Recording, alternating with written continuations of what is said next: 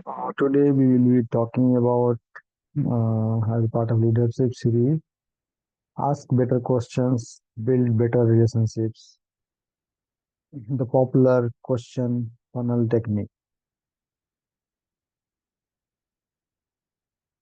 How do I get all these questions together? How do I know which questions to ask when?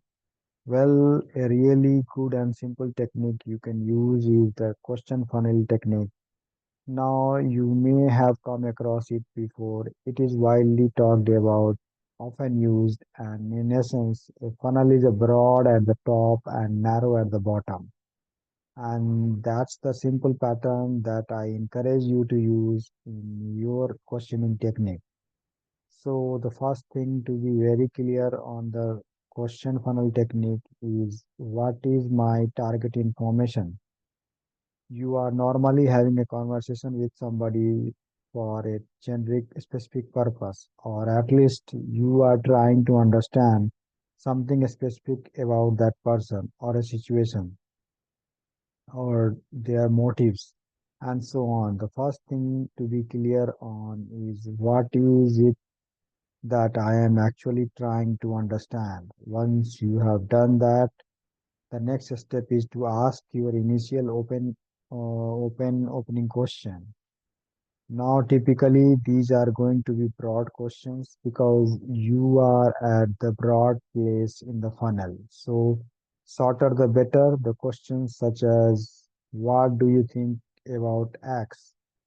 Would it be great opening question? Once you have got the conversation started, the next phase is to move further down the funnel by asking clarification, probing, and reflective questions.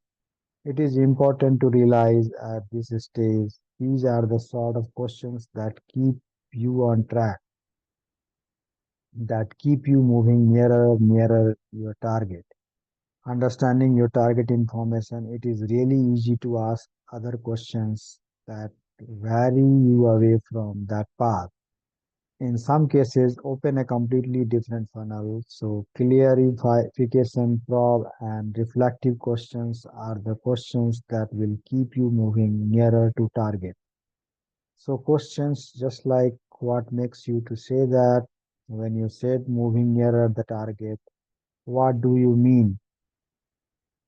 That those sort of things will keep you focused and heading straight towards your goal. Once you are done that, as you get nearer to the target, as the funnel effectively narrows, then you can be more specific in your question because you are probably looking for slightly more specific information at that this point. So whilst you may still be seeking to clarify what the person is saying, you can also start introducing specific questions.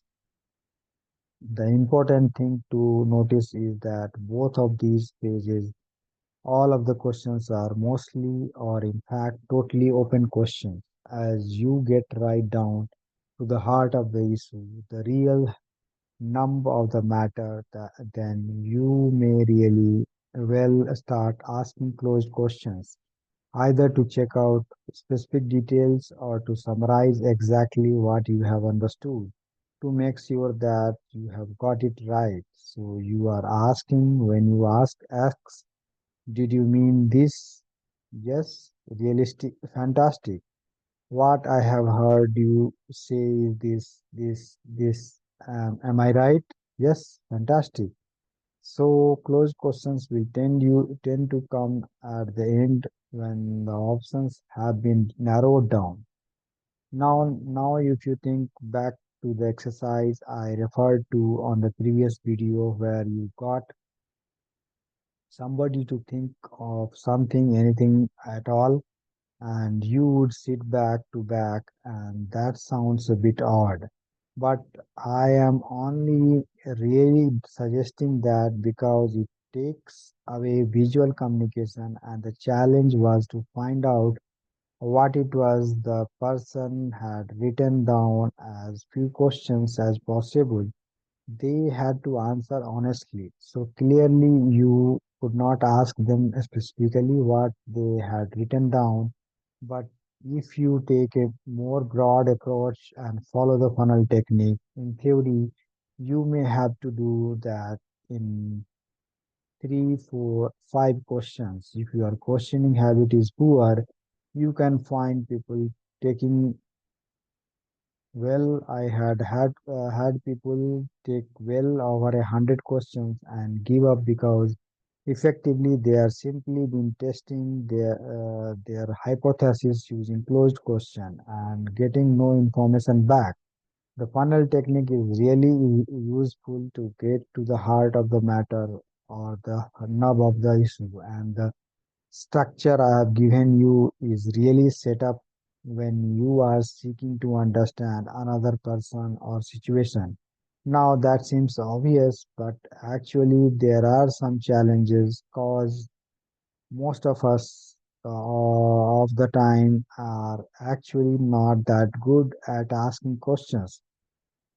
We tend to put our own opinions in, we tend to put leading questions in, or ask a lot of just very closed test type questions, and partially that driven by the fact that most of us are actually pretty poor at listening, either because we do not want to listen or because we are just not very good at it. And we do a section of listening later in the course.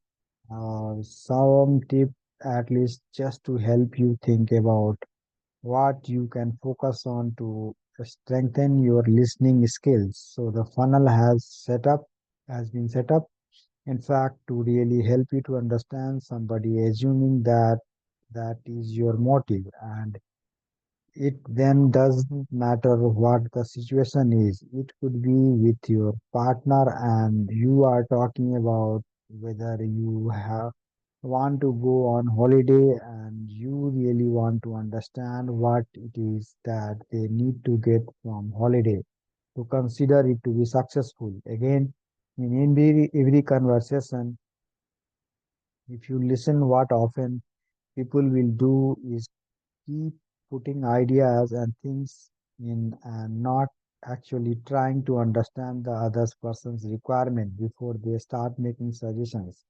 So it would be great in those sort of situations. It is great when you are working with your kids. And I do not know your teenager have stayed out late unexpectedly, and you are trying desperately to understand what's gone on, where they were, but as a parent, and I know all too well from the experience, it is very easy to get very judgmental at that point. But again, this questioning funnel is really good way, at least attempting to get more information out of them by seeking to understand. Most of us are not used to being listened to, and if we find somebody is prepared to listen to us, it's amazing how much more people will open up. So the question funnel works at a whole number of levels. When you are seeking to understand something, if you move it into your professional life, you may be seeking to understand a colleague who is getting in the way in the project, just giving you hard time at work. You may be trying to help somebody learn a new part of your job, and you move into more coaching type of situation. Again, the same principle is true. Cut back on the judgment, and you want to really understand the other person before you either start making suggestions or use them in a coaching style in a different direction. Then this is a great way of doing that. Very simple structure that you can hold on in your head. And the great thing is, if you do it well, it is simply a conversation. That's all it is. And that doesn't matter whether it is with your partner or whether you are talking to friends who has an issue and you are trying to help and support them. It may be that you just talking to colleague at work. It may be slightly more formal situations. Maybe you have to interview people or you have to train and coach people. And in fact, it may also be in sales situation. Now, one strategy that effective selling pushes in relationship selling and what they are talking about fundamentally is understanding the real needs of your customer deeply and building a relationship with them before you move on to try selling to sell. This technique, this approach, this sequence would really help you to do that. Now, of course, in reality, you can get a very different sort of selling. You can get salesperson who are more pushy, who are less worried about your needs and much more worried about getting you to buy something. Well, the process can still work, but because the motive is different, so in the sequence, so you will find some salespeople are very keen on ask closed questions early on because they want you to be saying yes.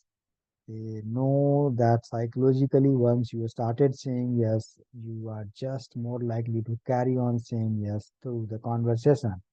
So they will tend to then use more leading based questions to get you to say yes to the sort of things that they are trying to sell you. Now, personally, that's not a sales style that I like, but for some people it works for them, and they are very happy to do that, and they can sleep at night. Me, I cannot do that, but it is an equally effective strategy. So, with questioning techniques, flexibility and motive is the key.